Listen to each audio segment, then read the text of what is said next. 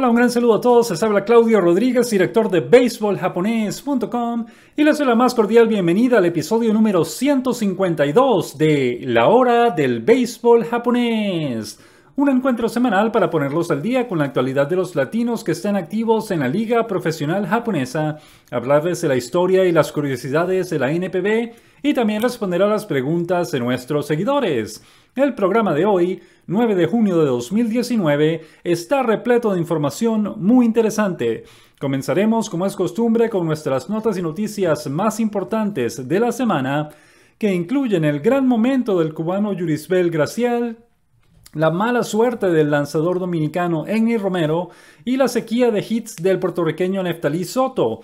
Luego hablaremos de la mala suerte de los lanzadores latinos de los Dragones de Chunichi y por último responderemos a las preguntas que recibimos de nuestros fanáticos esta semana. De manera que sin más demoras, comencemos a pegarle a la pelota. Antes que nada queremos mencionar el gran momento de juego que está atravesando el cubano Yuribel Gracial esta semana con el inicio de los juegos interligas de la NPB. Gracial conectó un jonrón en 4 partidos consecutivos, es decir, 4 partidos en fila con un jonrón cada uno para comenzar los juegos interligas. Tiene 8 carreras remolcadas esta semana, batió para 318, batió para un poquito menos, perdonen, vamos a corregir esa cifra. Batió para 280, esta semana porque hoy domingo se fue de 3-0 en 6 partidos disputados y está bateando, ya tiene promedio de 3.39 o 3.38 si mal no recordamos, tiene 13 jonrones, 27 carreras empujadas y 28 carreras empujadas este año. Una gran semana, un gran momento de juego que está atravesando Yuribel Gracial, y lo importante aquí, ya habíamos mencionado en nuestra columna El Bate del Samurái de la semana pasada, la carrera por el liderato de jonrones latino de la NPB en esta temporada. Estábamos en la primera posición en aquel momento, estaban Alfredo Espaine, el cubano, el dominicano Xavier Batista y el puertorriqueño Neftalí Soto. Los tres tenían 15 jonrones cada uno. Gracial apenas tenía 9. ¿Qué ocurrió esta semana? Gracial conectó 4 jonrones y ya tiene 13. Por lo tanto, podríamos incluso considerarlo como un candidato también al jonronero latino del año. Puede que no tenga los números que tiene en este momento de Espaine, Batista o Soto, pero poco a poco se está acercando. Y si hay alguien que está bateando mejor que cualquier otro latino en este momento en la NPB, es Yuribel Gracial. Es el único que tiene, o uno de apenas 2 que tiene un promedio superior a los 300 puntos en este momento, ya como mencionamos, 339, 338. El segundo sería Viciedo, aunque Viciedo creemos que ya bajó. No, perdón, Batista es el otro que está bateando más de 300, está bateando 305. Es una gran diferencia, más de 30 puntos de diferencia entre el uno y el otro. De manera que precisamente como Gracial es el que está bateando mejor de todos los latinos, no tenemos que descontar su candidatura al jonronero latino del año, porque podría sorprendernos sin ningún tipo de problemas, como lo hizo Soto el año pasado. Soto, a finales de septiembre, Soto tenía como 27, 26 jonrones, 27 jonrones a finales de agosto de la campaña pasada, que ya era un número fantástico, pero no estaba ni cercano al liderato de jonrones de la Liga Central.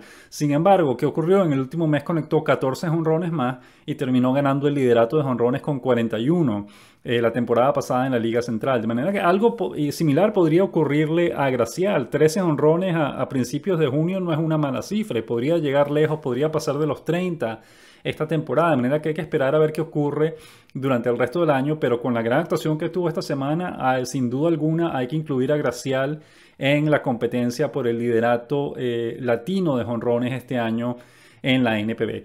Y hablando de Gracial, tenemos que también mencionar la gran dupla que está haciendo con su compatriota Alfredo Espaine. Recuerden, ambos juegan con los Halcones de SoftBank y ambos esta semana en dos partidos consecutivos además, conectaron, eso fue el miércoles y el jueves, cada uno conectó un jonrón en un mismo partido. Ya lo han hecho 6 veces esta temporada, 6 partidos en los que los dos han conectado jonrones, y para colmo, los Halcones de SoftBank, el equipo para el que ellos juegan, ha ganado todos esos partidos en los que tanto Gracial como Espaine han conectado un jonrón. De manera que 6 veces, ya lo han hecho 6 veces esta temporada, y además en juegos consecutivos Esta semana lo hicieron en el miércoles y el jueves. En una ocasión pasada lo hicieron sábado y domingo o domingo y lunes. De manera que están, repetimos, el dúo dinámico, digámoslo así, de producción que han tenido estos dos cubanos con los Halcones de SoftBank este año ha sido fantástico. Y para completar incluso esa dupla está también el increíble trabajo que ha hecho Liván Moinelo, el también cubano, que es el relevista, uno de los relevistas, mejores relevistas de SoftBank en este momento. Precisamente en el partido del miércoles, cuando tanto Despaigne como Gracial conectaron jonrones y empujaron entre ambos la mayoría de las carreras del equipo, Moinelo lanzó una entrada perfecta de relevo en la que ponchó a los tres bateadores que enfrentó. De manera que ese trío cubano que tiene SoftBank ha sacado oro prácticamente. Han tenido una actuación súper destacada, han sido responsables de muchas de las victorias del equipo. Y lo más increíble de todo esto es que no solo es el gran aporte que están teniendo los cubanos, sino que para colmo, SoftBank tiene como a 4 de sus mejores estrellas lesionadas en este momento. Empezando por Yuki Yanagita, que ya lo hemos dicho en el pasado, es el mejor jugador japonés del momento. Tiene ya más de un mes lesionado y no ha podido jugar, pero debería regresar pronto a la alineación.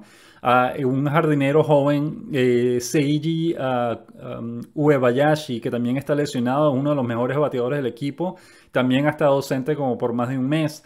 Yuya Hasegawa, uno de los bateadores más consistentes del equipo, también ha estado lesionado. Nos falta uno que también no ha podido jugar últimamente, se nos escapa el nombre en este momento, pero repetimos, el equipo está rindiendo bien, está ganando con el aporte de los cubanos y para colmo no tiene a sus mejores jugadores sobre el terreno, porque si los tuviese todos juntos, pues este equipo prácticamente no perdería con lo bien que batea y lo bien que defiende. De manera que, repetimos, simplemente queremos resaltar esta gran hazaña, este gran momento que tiene este dúo de Despaigne-Gracial con los Halcones de SoftBank y que promete mucho para esta temporada. Este equipo sigue siendo el favorito para ganar el título de la Liga del Pacífico y el favorito para ganar el título de la Serie de Japón este año y también el de los Juegos Interliga, en el que ya son líderes. En las primeras 6 jornadas ganaron los 5 primeros encuentros y solamente tienen una derrota. Son los líderes únicos, solitarios de la tabla de clasificación de los Juegos Interligas después de la primera semana de la competencia.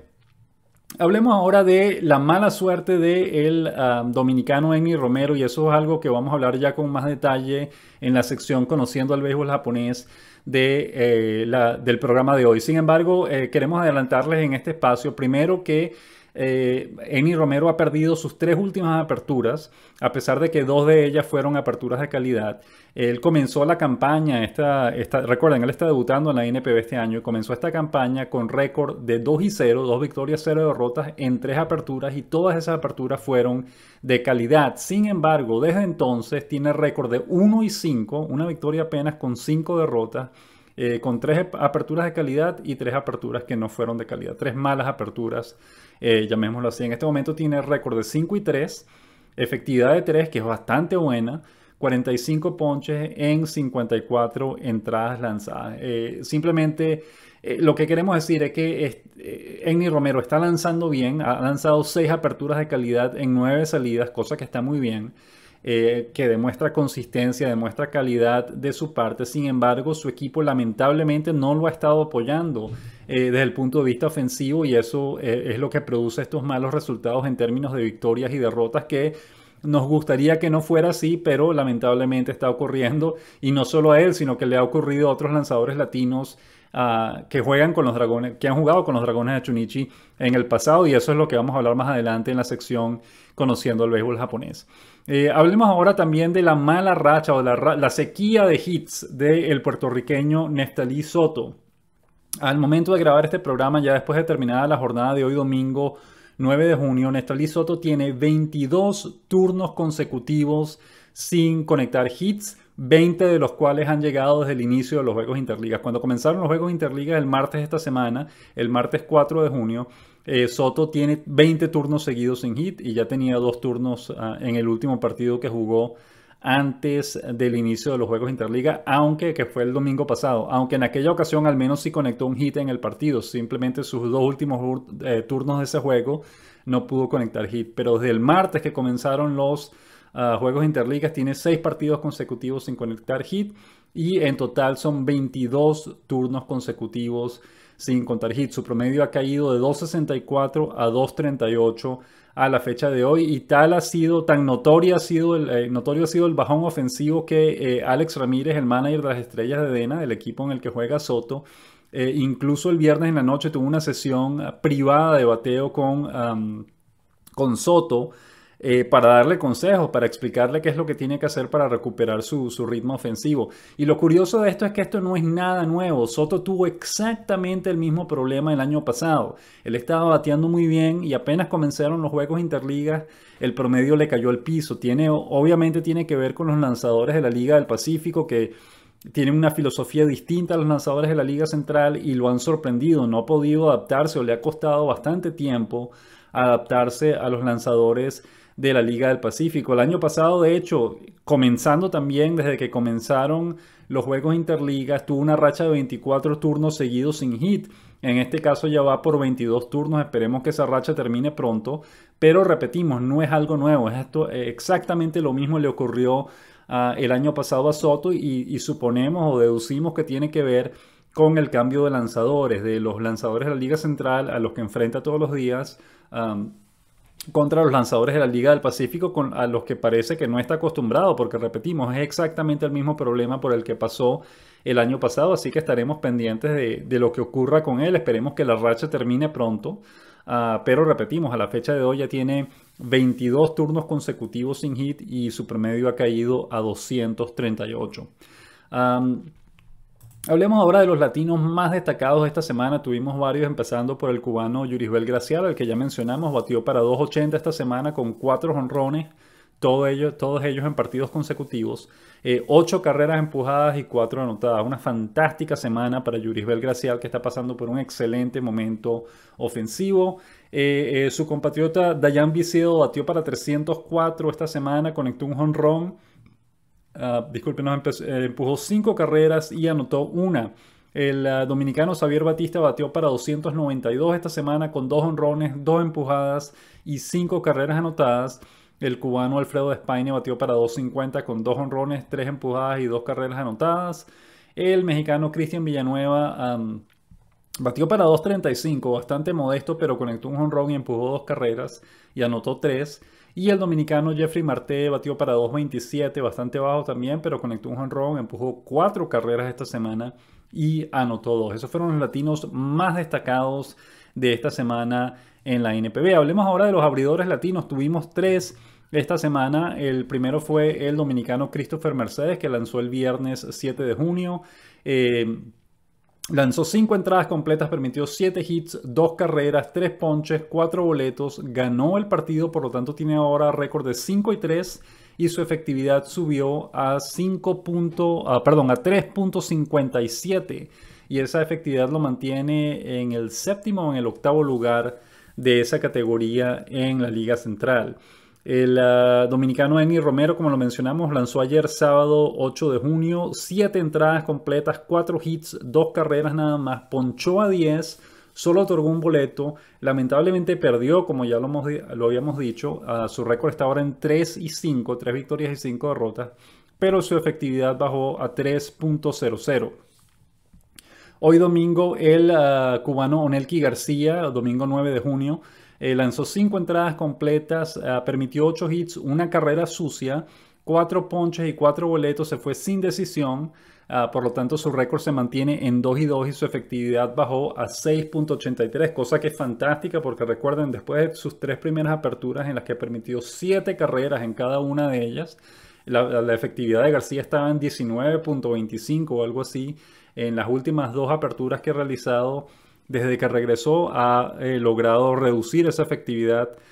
Perdón, esta es la tercera apertura. Él estuvo como un mes en el equipo menor de Hanshin trabajando en su mecánica de lanzar.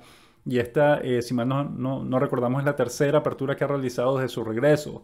Y ha logrado bajar la efectividad de 19 punto tanto en donde estaba a 6.83 en este momento, de manera que poco a poco se va recuperando y va recuperando eh, sus buenos números esta temporada García.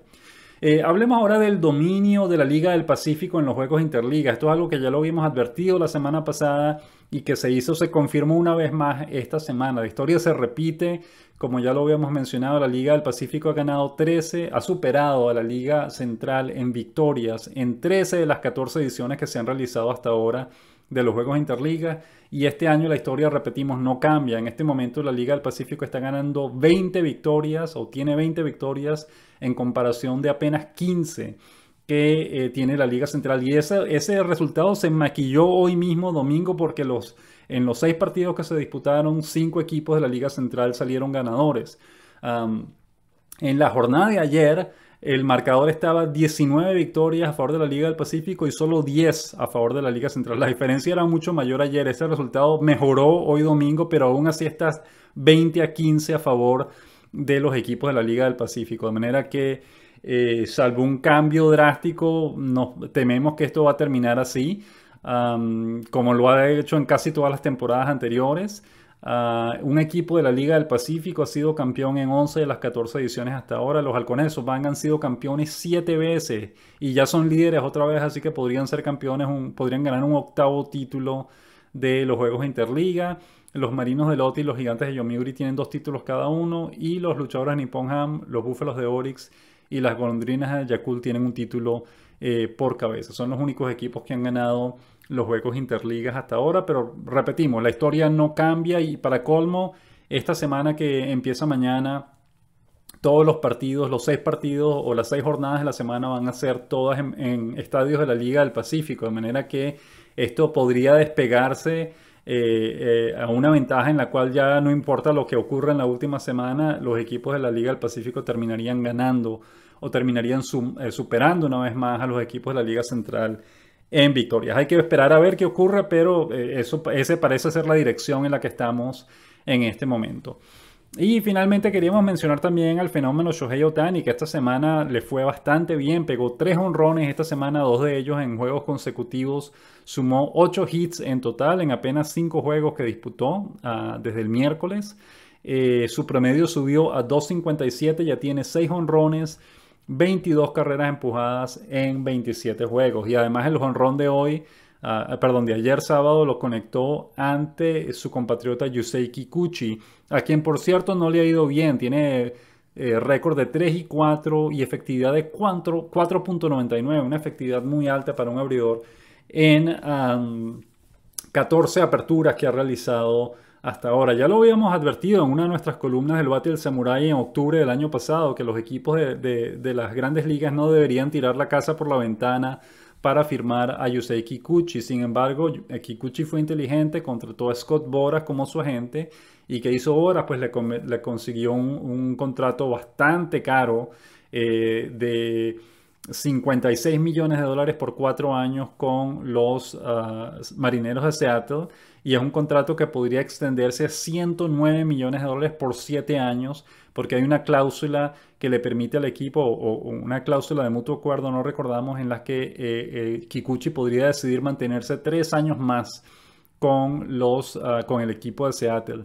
De manera que podría jugar 7 años por $109 millones. Pero repetimos, los resultados no están ahí, y es lo que ya habíamos advertido. Sí, lanzadores como Yu Darvish, Daisuke Matsusaka y Masahiro Tanaka, que fueron extremadamente dominantes en Japón. Sí, a esos 3 lanzadores, cuando vinieron a las grandes ligas, no les fue mal, pero tampoco es que fueron superestrellas. Han pasado trabajo, han pasado sus malos momentos. Si a esos lanzadores les tuvieron malos momentos en las grandes ligas, imagínense qué podíamos esperar de Kikuchi, que nunca tuvo el nivel en Japón que tuvieron Darvish, Tanaka y Matsusaka. ¿Cuál es el resultado? Pues que a Kikuchi le ha ido aún peor de lo que le fueron estos lanzadores de renombre que llegaron de Japón. Obviamente todavía falta mucho tiempo, mucho camino por recorrer esta temporada. Las cosas podrían cambiar y su récord podría mejorar, pero obviamente hasta ahora pues no ha cumplido con las expectativas. Efectividad de 4.99 y récord de 3 y 4 pues no es lo que deseaba el equipo, lo que esperaba el equipo de un lanzador al que incluso consideraban que podría liderar la rotación del equipo esta temporada. Pasemos ahora a la siguiente sección del programa de hoy, las noticias de la semana.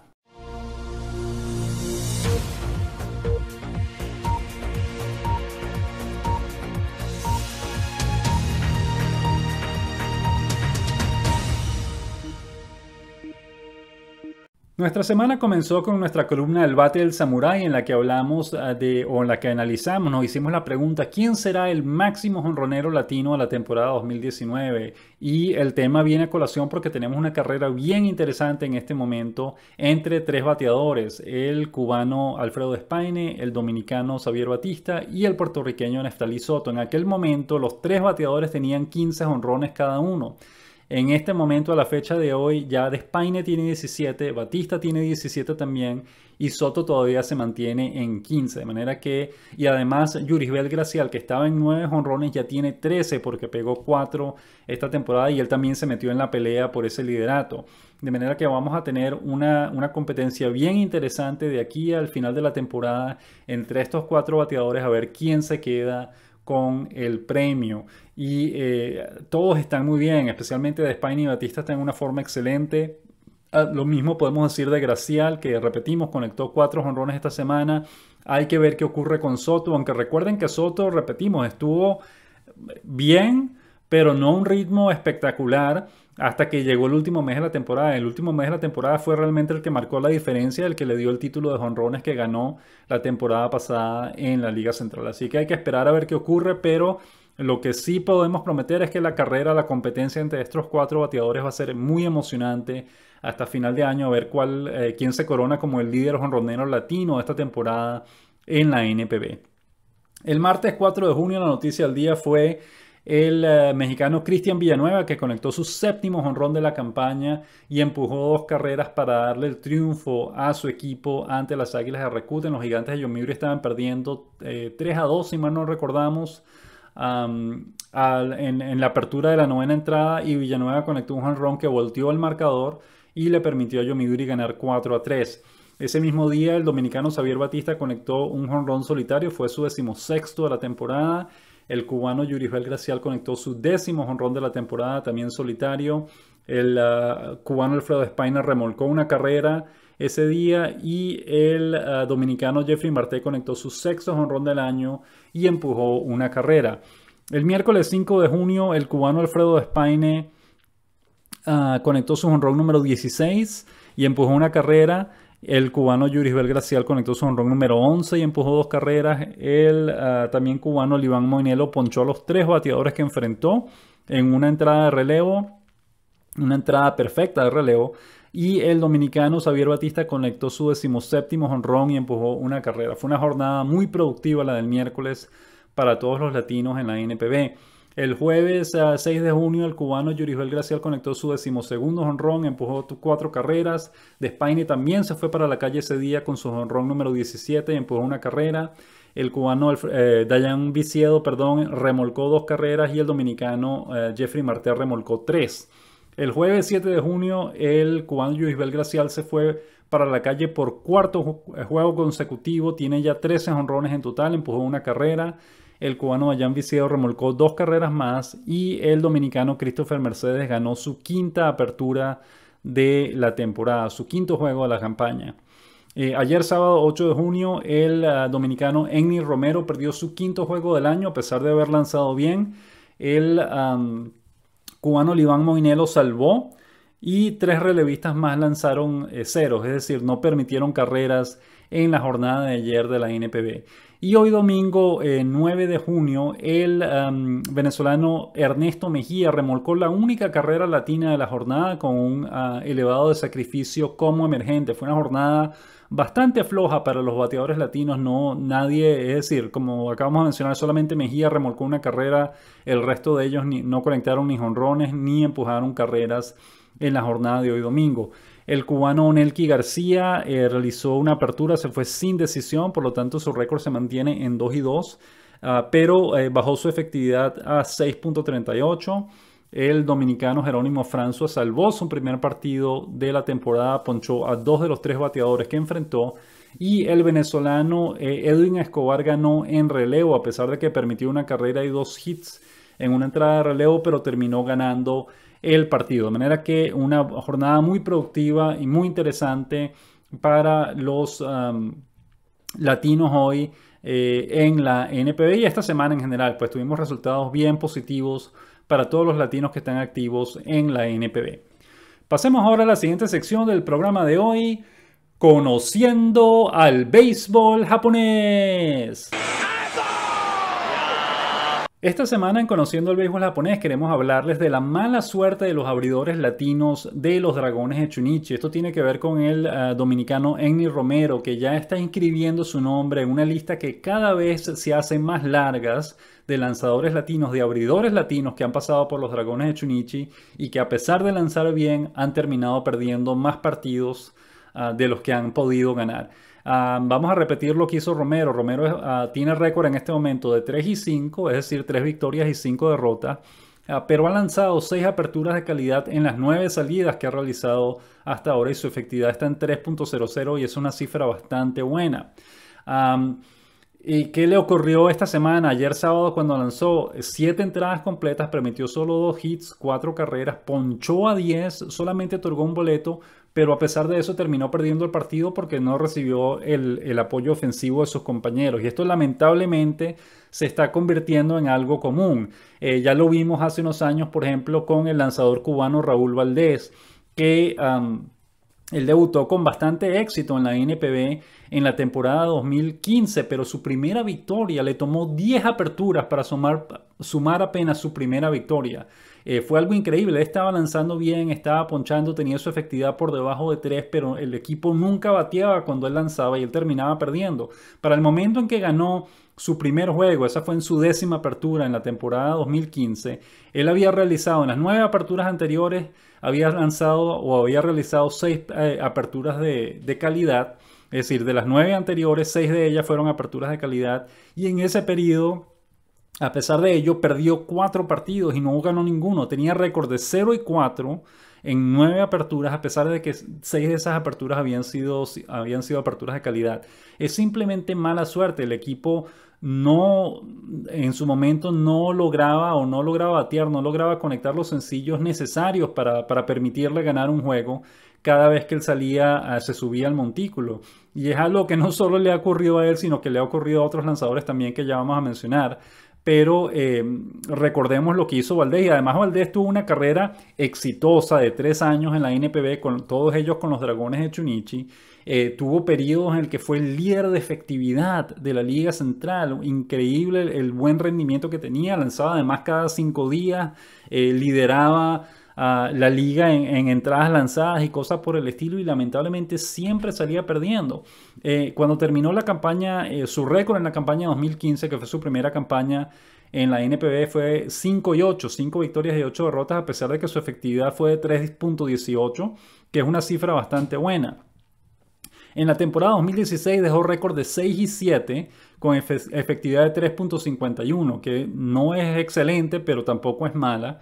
Y en 2017 dejó récord de 6-9 con efectividad de 3.76, ya un poco mayor a la efectividad de antes. Pero repetimos, Valdés era un lanzador consistente que cada apertura lanzaba 6 o 7 entradas. De vez en cuando le iba mal, pero por la mayor parte todas sus aperturas eran bien consistentes y eran casi siempre aperturas de calidad, pero lamentablemente nunca terminaba ganando. En sus 3 años que pasó en la NPB, su récord general quedó en 17 victorias y 24 derrotas y una efectividad de 3.49.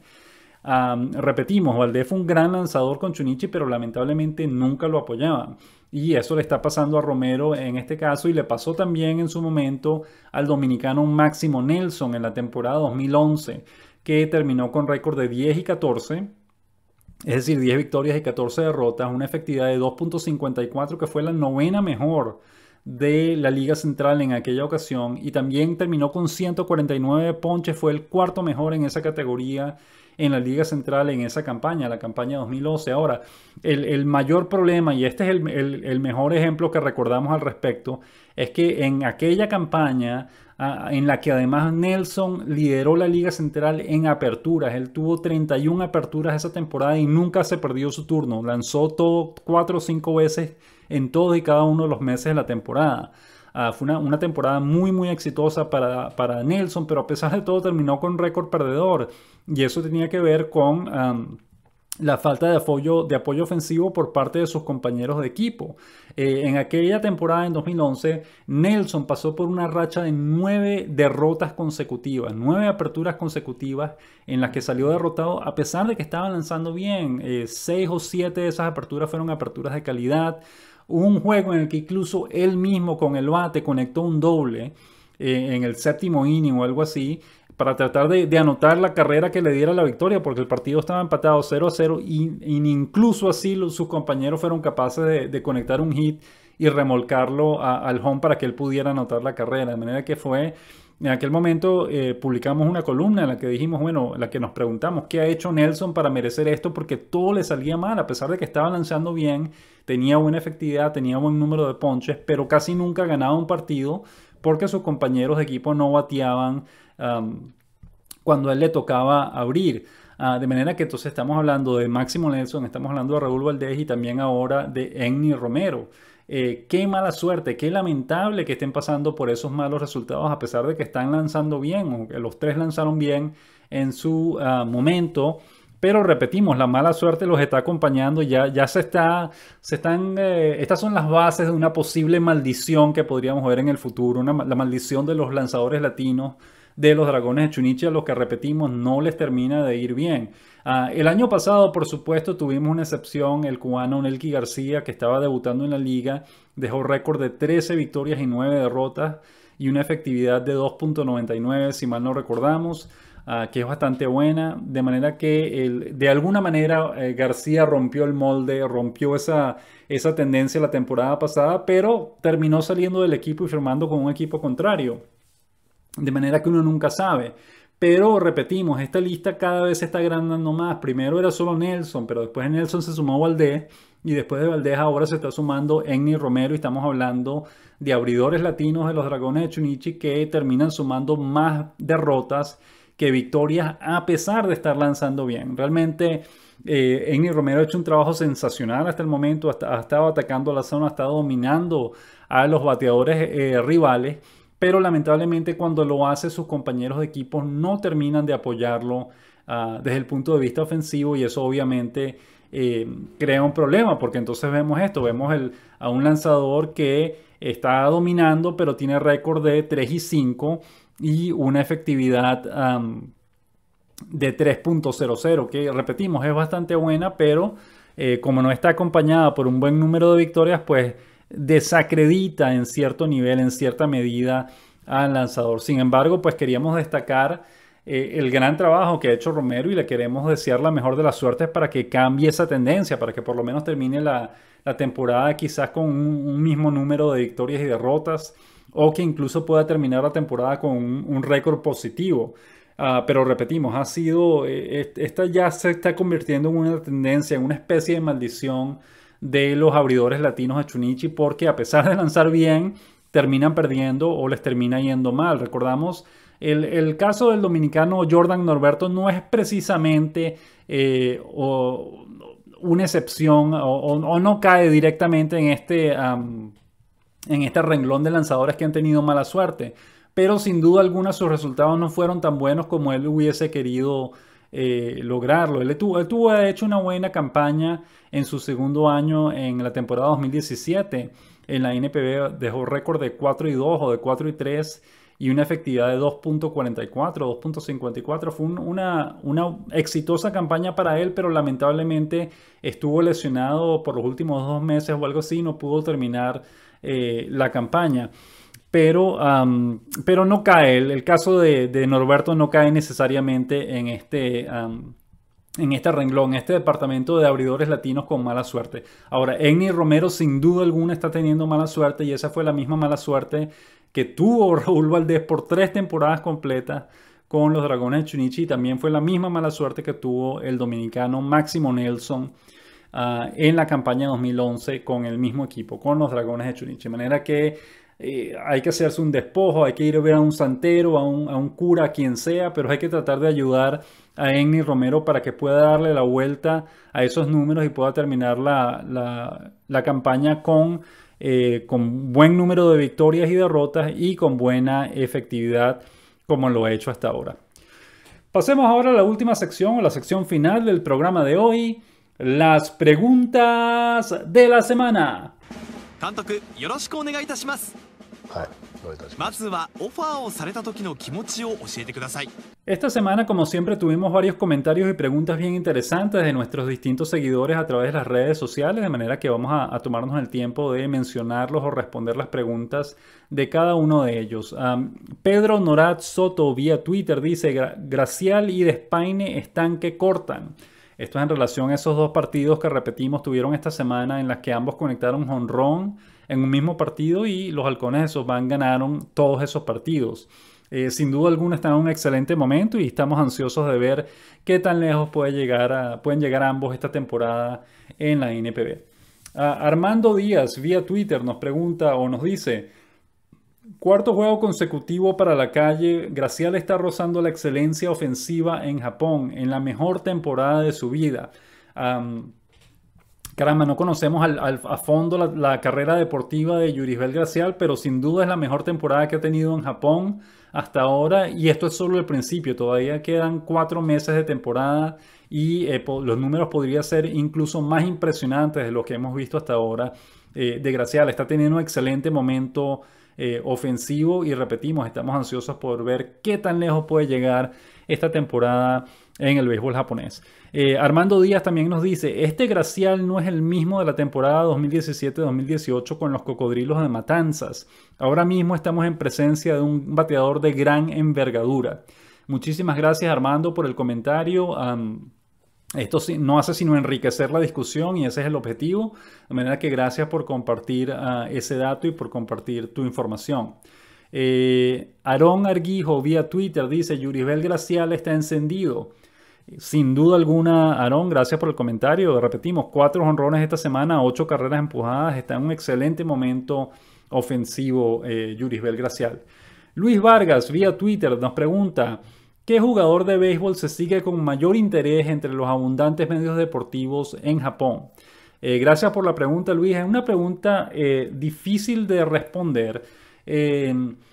Los medios deportivos japoneses hacen seguimiento pues, a las mejores estrellas, sin duda alguna. Probablemente el jugador más seguido por los medios sea Shohei Ohtani, porque está en las grandes ligas, porque fue una estrella en Japón, porque es muy popular y lo sigue mucha gente.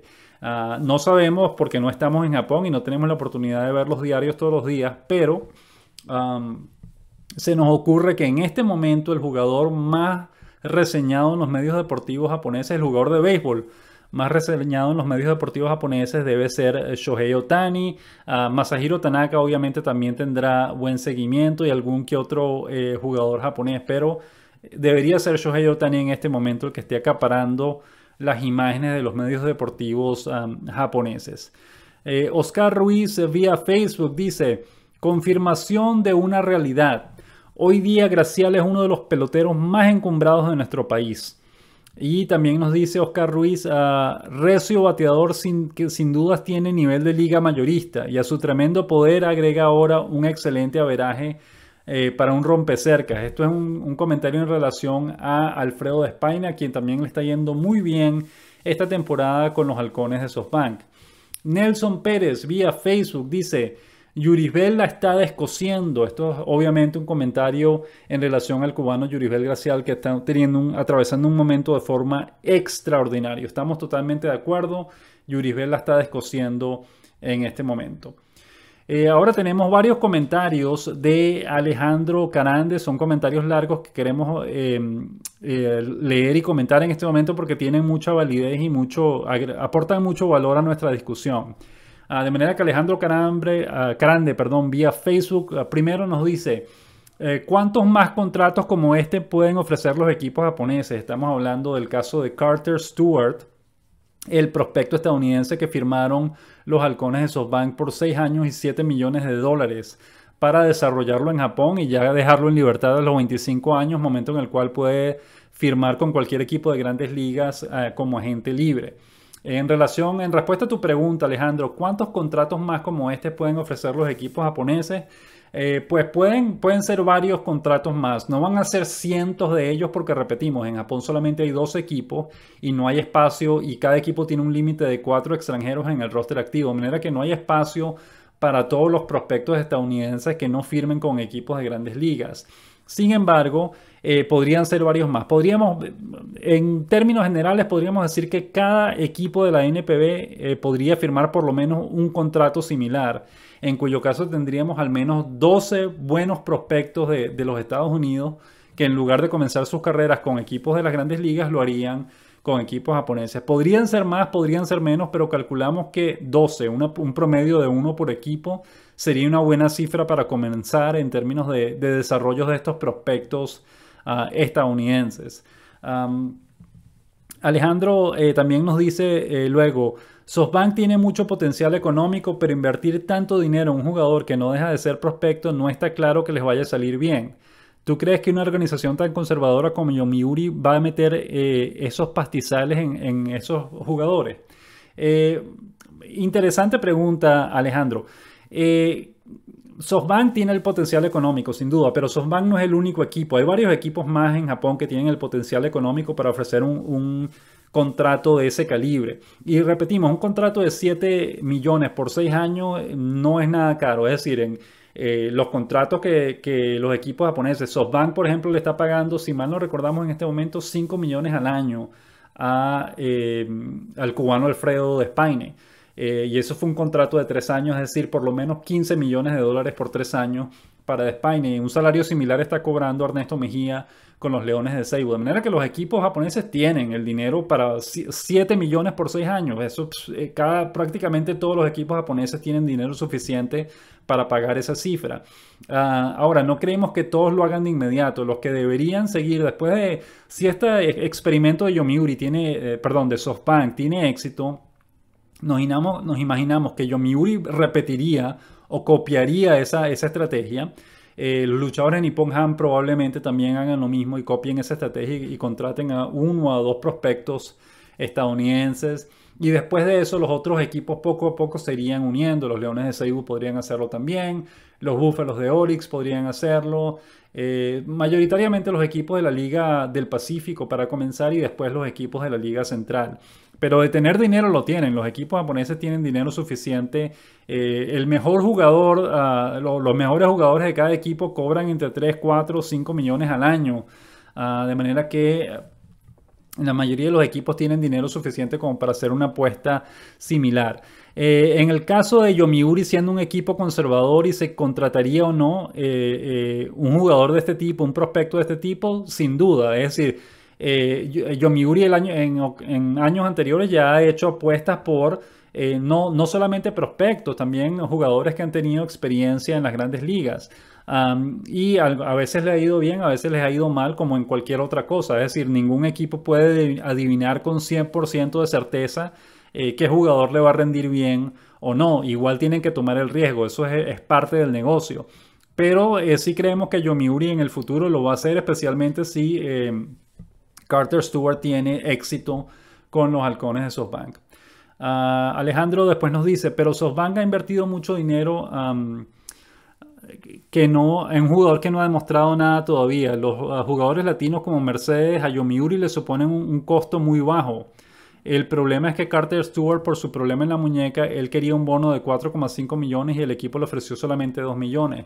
Pero este es un caso muy especial. Estoy seguro que si le ofrecen el bono que le corresponde, el jugador no se plantea ir a jugar a Japón. Bueno, de eso no hay duda, Alejandro. Esa es precisamente la razón por la que él decidió venirse a Japón. Él quería los 4,5 millones, no quería más de eso porque él sabe que el equipo solamente podría ofrecerle eso por el presupuesto que tenía disponible. De manera que él quería como mínimo que le pagaran el máximo disponible, que eran 4,9 millones, si mal no recordamos, que el equipo le ha podido pagar. Sin embargo, el equipo solamente le ofreció 2 millones y él dijo, bueno, un momento, o sea, es menos de la mitad del dinero que me podían pagar. ¿Por qué me están pagando tan bajo? Déjame ver si tengo otra opción. Su agente, que es Scott Boras, que es el mejor agente que existe en las grandes ligas, le consiguió otra opción donde gana más dinero y tiene mejores condiciones de trabajo y él dijo, ok, esa opción me gusta más y me voy a ir por esa opción. De manera que él, sin duda alguna, si Atlanta le hubiese ofrecido el máximo que le podía pagar, 4,9 millones de dólares, él sin duda hubiese firmado con Atlanta. Esto tiene que ver con molestia de su parte de que el equipo le estaba pagando muy poco y se quería aprovechar de él, llamémoslo de esa forma. Y él dijo, no, no voy a dejar que se aprovechen de mí y me voy a ir al sitio donde me ofrezcan mejor dinero, y ese fue Japón. El siguiente comentario de Alejandro nos dice, las grandes ligas no creo que esté preocupado por este caso como demostró el último convenio colectivo y porque cada sistema de traspasos que firma con la NPB para mí beneficia menos a los equipos japoneses. Estamos de acuerdo que el sistema de traspasos no beneficia a los equipos japoneses, pero sí beneficia a los jugadores, que era el problema original. El problema con el sistema de traspasos original es que el mayor beneficiado eran los equipos japoneses. Los jugadores japoneses no tenían ni voz ni voto, los estaban abusando de ellos, y los equipos de grandes ligas terminaban pagando mucho dinero solamente por los derechos de negociación, de manera que ellos trataron de cambiar la estrategia. Ahora las grandes ligas quedaron en mejor puesto, los jugadores japoneses quedaron en un mucho mejor puesto porque ahora pueden elegir firmar con cualquier equipo que ellos quieran y no con el que gane los derechos de negociación. Y los que salieron perdiendo son los equipos de Japón porque ahora reciben una compensación mucho menor comparado a la compensación que recibían en el sistema original. Idealmente uno quiere un sistema de traspasos en el que todos salgan beneficiados, todos reciban una tajada del negocio. En este momento eso no está ocurriendo. Ahora, eso de que las grandes ligas ganaron con las nuevas reglas del sistema de traspasos, eso queda entre comillas, porque ¿qué ocurrió? Recuerden, en un principio era una subasta ciega. El que ofrecía más dinero era el que se quedaba con los derechos de negociación del jugador y el jugador no tenía ni voz ni voto en todo el proceso. O firmaba con el equipo que lo seleccionó o se regresaba a jugar a Japón. Ahora, ¿qué ocurrió cuando cambiaron las reglas en las que dijeron se daba un tope, un máximo? Eso fue el sistema de traspaso siguiente. Se ofrecía un máximo de 20 millones de dólares. Eso era lo máximo que podían pagar los equipos de grandes ligas al equipo japonés para firmar al jugador. Pero la diferencia era que entonces todos los equipos que estuviesen dispuestos a pagar 20 millones podían negociar con el jugador. Eso beneficiaba al jugador que antes no tenía el chance de elegir a qué equipo quería ir, y beneficia a los equipos de grandes ligas porque ya no tenían que pagar tanto. ¿Cuál es el problema? Todo el pujo de las grandes ligas, de los equipos de grandes ligas, por imponer ese límite para el sistema, para el pago del traspaso del jugador, era permitirles a que la mayoría de los equipos de grandes ligas tuviesen la oportunidad de pelear o de competir por firmar al jugador en el que ellos estaban interesados. Realmente el sistema original beneficiaba a los equipos más ricos, que eran los únicos que podían pagar 50 millones de dólares por negociar con un jugador. Solamente 2 o 3 equipos en las grandes ligas podían hacer eso, el resto de ellos no tenían el poder económico de hacerlo. Cuando se impuso este límite de 20 millones, casi todos los equipos de las grandes ligas tenían acceso a ese dinero. Pero ¿qué ocurre entonces? Que el más beneficiado fue el agente del jugador, porque entonces el agente del jugador era el que podía negociar, decir, ok, el equipo que me ofrezca más dinero, un contrato de mayor dinero, es el equipo por el que voy a firmar. De manera que la estrategia no resolvió el problema en lo absoluto. Desde el punto de vista de los equipos de grandes ligas, ok, ahora todos pueden competir porque todos pueden pagar los 20 millones necesarios para cubrir el traspaso del jugador. Pero ¿qué ocurre? Que el jugador va a terminar firmando con el equipo que le ofrezca el mayor, o bueno, la mayoría de los jugadores van a terminar firmando con el equipo que le ofrezca un contrato de mayor dinero. De manera que, por un lado, todos tienen el derecho a pagar el monto del traspaso, pero no todos tienen el mismo dinero para competir en términos de contrato. Y ese fue lo que ocurrió con Masahiro Tanaka, que los Yankees de Nueva York pagaron 20 millones por el traspaso y 155 millones por un contrato de 7 años. Los Dodgers de Los Ángeles le estaban ofreciendo 120 y otro equipo más le estaba ofreciendo como 130 o algo así. Y Masahiro Tanaka dijo, bueno, los Yankees me están pagando más y me voy con los Yankees de Nueva York. ¿Qué ocurre? Que entonces la disparidad sigue siendo la misma. Los equipos más ricos son los que van a tener el mayor chance de firmar al jugador, a pesar de que en principio todos los equipos de grandes ligas pueden competir por eso. De manera que le salió mal. A los equipos de grandes ligas le salió mal esa jugada porque ellos querían dar igual número de oportunidades a todos los equipos para firmar al jugador, pero al final de cuentas el equipo que paga más dinero en términos de contratos es el equipo que tiene la ventaja a la hora de firmar a los jugadores. Ahora tenemos un nuevo sistema de traspaso en el que el porcentaje, el monto del traspaso se calcula basado en un porcentaje del monto del jugador. Es decir, en un principio son 15% de los primeros 50 millones o de los primeros 25 millones, perdón, después son 17,5% en los siguientes 25 millones y después, no, perdón, comenzamos con 20%, disculpa, 20% por los primeros 25 millones,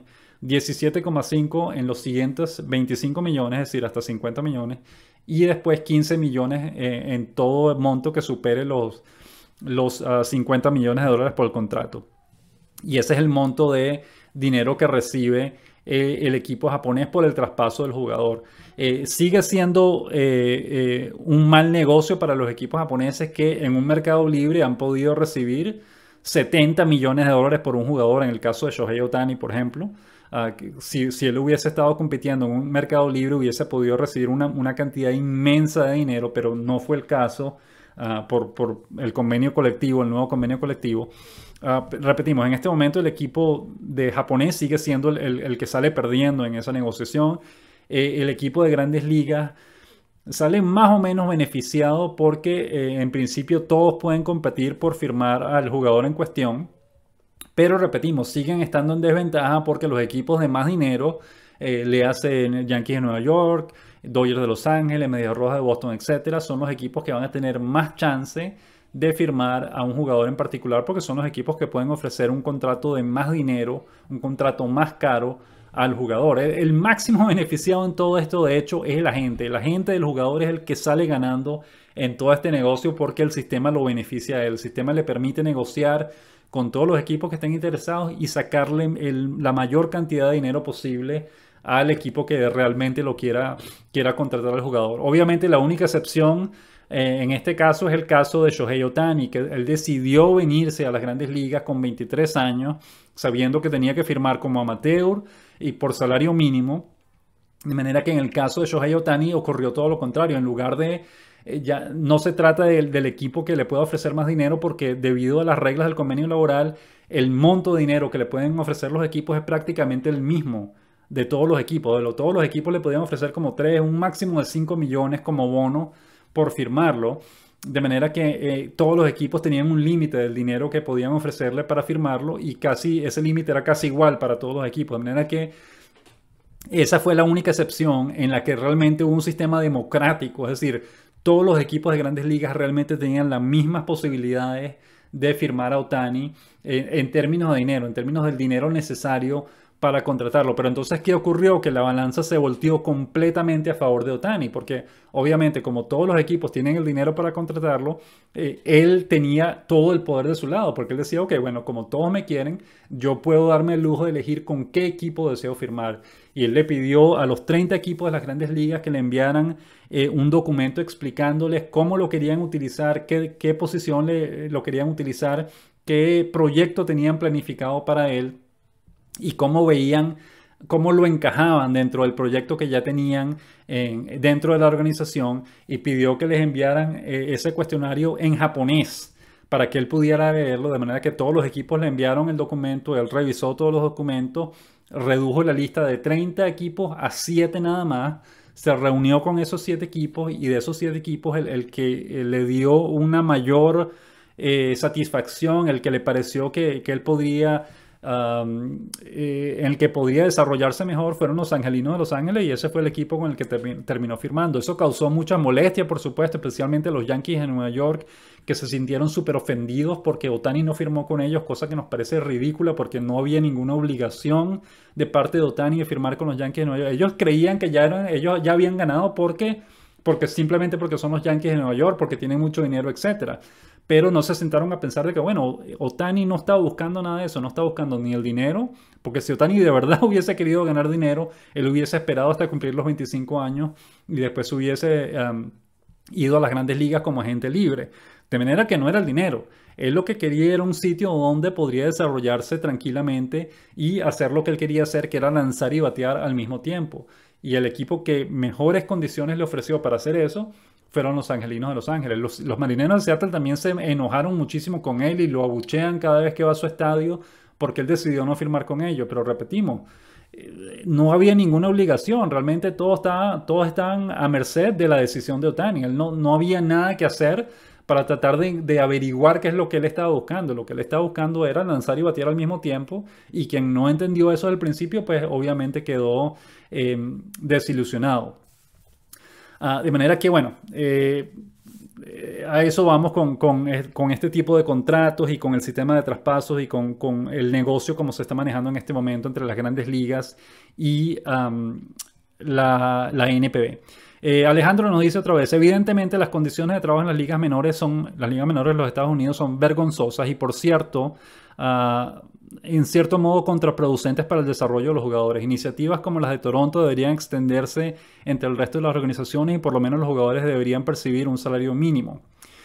Muchas gracias por tu trabajo y saludos desde España. Gracias a ti, Alejandro. Por cierto, no esperaba que Hiroshima a tan buen nivel después de que Maru fichara por Yomiuri. Un pronóstico muy acertado. Gracias también por eso. Nosotros efectivamente pronosticamos que Hiroshima ganaría otra vez el título de la Liga Central este año. Y lo explicamos en su momento. La partida de Maru obviamente significaba un bajón para el equipo, pero no era un bajón particularmente grave, porque el equipo ya tenía otras opciones para suplantarlo y seguía siendo el mismo equipo del año pasado, los mismos bateadores, los mismos defensores, los mismos lanzadores, y es un equipo muy bueno que ya tiene experiencia de haber ganado 3 títulos de liga consecutivos, de haber ido 2 veces a la Serie de Japón. Es un equipo de mucha calidad, con jugadores de mucha calidad, y lo están demostrando en este momento. Ya tuvieron una racha de 7 victorias, una racha de 11 victorias consecutivas, y ya son líderes absolutos y claros de la Liga Central, de manera que nosotros, es decir, los Gigantes de Yomiuri podrían de pronto retomar el liderato y quizás ganar el título de liga, pero lo más probable que ocurra es que Hiroshima se quede en esa posición y gane su 4º título de liga consecutivo este año. Finalmente, Alejandro nos dice, hoy es el draft de las Grandes Ligas 2019 y los Bravos de Atlanta eligen en el número 9 como compensación por no haber firmado a Carter Stewart el año pasado. Si tenían dudas en relación a su salud, es posible que ofrecieran un bono tan bajo de manera deliberada. Algunos equipos también ofrecen bonos bajos en primera ronda para poder pagar más a otros jugadores que caen en el draft y que saben o les ofrecen un bono mayor en el slot bonus si van a ir al college. Gracias por el comentario, Alejandro. Es lo que habíamos comentado con relación al sistema de traspaso. En este caso, en las reglas del draft, los equipos de grandes ligas son culpables de lo que les está ocurriendo en este momento. Ellos mismos, con la insistencia de que ellos quieren condiciones iguales, es decir, todos los equipos quieren tener, o el ideal de los equipos de las grandes ligas es que todos ellos tengan las mismas posibilidades de firmar a los mejores talentos disponibles. Es decir, tanto en términos de dinero económico, tanto en términos financieros, como en términos de disponibilidad del jugador. Ellos lo que quieren es que todos tengan el mismo chance de contratar a los mejores jugadores disponibles. ¿Qué pasa? Pensando en eso, ellos incluyen estas nuevas reglas en el convenio laboral en el que dice todos los equipos no pueden gastar más de cierto monto de dinero en el draft para que si todos tengan, en teoría, todos tengan las mismas posibilidades de contratar al jugador que ellos quieren contratar. ¿Cuál es el problema? Que obviamente eso no funciona así, porque hay equipos que siempre van a tener la ventaja. Por ejemplo, los Yankees de Nueva York, porque son muy famosos, porque han ganado muchos títulos, por el aura que tienen, los Dodgers de Los Ángeles, los Medias Rojas de Boston. La mayoría de los jugadores jóvenes que crecen viendo béisbol son fanáticos de algunos de estos equipos y quieren jugar para esos equipos. Y no hay nada que los otros equipos puedan hacer para hacerlos cambiar de parecer. El draft existe para quitarles a los jugadores el chance de poder elegir y obligarlos a que firmen con el equipo que los quiera firmar. Pero obviamente hay jugadores que siempre van a querer jugar para un equipo en particular porque son fanáticos de ese equipo, etc. De manera que no importa lo mucho que intenten mantener los chances, la competitividad, digamos, el balance competitivo para que todos tengan el mismo chance de firmar, siempre va a haber equipos que van a salir con ventaja sobre los otros. Y más bien, con estas reglas que intentan mantener el balance competitivo parejo, estas mismas reglas lo que hacen es dificultar la situación, especialmente para los jugadores que participan en el draft. Y por eso es que vemos a Carter Stewart huyendo a Japón, y repetimos, no va a ser el único, otros jugadores en el futuro van a hacer lo mismo porque las condiciones, y esto es culpa de los propios equipos, las condiciones para los jugadores de ligas menores son cada vez peores, y es culpa de ellos porque terminan no queriendo pagar el dinero que tienen que pagar para poder contratar a los jugadores que ellos desean. En fin, es un problema muy complicado que ya tendremos que hablar en otro programa, pero es básicamente eso lo que ocurre. Finalmente, Ginoblis vía iVox nos pregunta sobre el comentario de la NPB. La NPB es mejor liga para los jugadores menores de 25 años para prepararse para las grandes ligas. Concuerdo con su opinión porque en la NPB se paga mejor salario y los equipos de grandes ligas se fijan más en los equipos japoneses que en los mexicanos por el nivel de la liga. Y también se fijan más en sus propias sucursales AAA, ya que están en el mismo país y no tienen que gastar más dinero y tiempo para negociar la compra de los jugadores, como cuando se interesan con algún jugador de la liga mexicana. Por eso llegan más mexicanos a grandes ligas de ligas menores que directamente desde la liga mexicana. Es cierto que la liga mexicana paga mejor y da más comodidades a los jugadores de ligas menores de los Estados Unidos, pero da menos que Japón. Y si el jugador no rinde o pasa por mala racha en Japón, es posible que lo manden a sus ligas menores antes que despedirlo. Pero en México no gozará de esa seguridad. Si es extranjero, seguramente será dejado en libertad al final del mes y reemplazado por otro extranjero rápidamente. Gracias, Ginobili, por el dato y por la información. Esto es súper valioso. Luis, a través de la sección de comentarios de nuestra página beisboljaponés.com, dice: ¿quién ha sido el campeón jonronero con más edad en la NPB? No tenemos los datos a la mano, pero suponemos que Sadaharu Oh, que fue campeón jonronero 13 veces o 15 veces en su carrera, la última de ellas ya como con 35 años, 36.